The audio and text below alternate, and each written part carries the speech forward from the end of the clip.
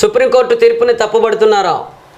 ఆ స్థాయి మరిచి కేసీఆర్పై వ్యాఖ్యల. కోర్టు తీర్పును తప్పుబట్టిన మీపై చర్యలు ఎందుకు తీసుకోకూడదు?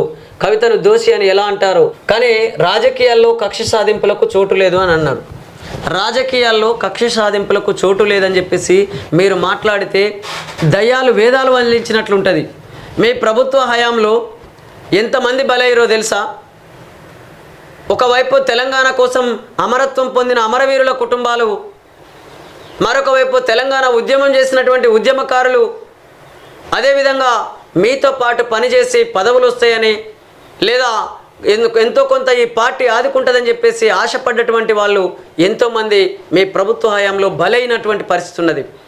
ఇవాళ తెలంగాణకు అంటే ఉద్యమంలో సహకరించినటువంటి వాళ్ళు కానీ తెలంగాణ ఉద్యమ సమయంలో లేదా తెలంగాణ ఉద్యమ సమయంలో ఈ తెలంగాణ ఉద్యమకారుల మీద దాడులు చేసినటువంటి వాళ్ళు కానీ చేయించినటువంటి వాళ్ళు కానీ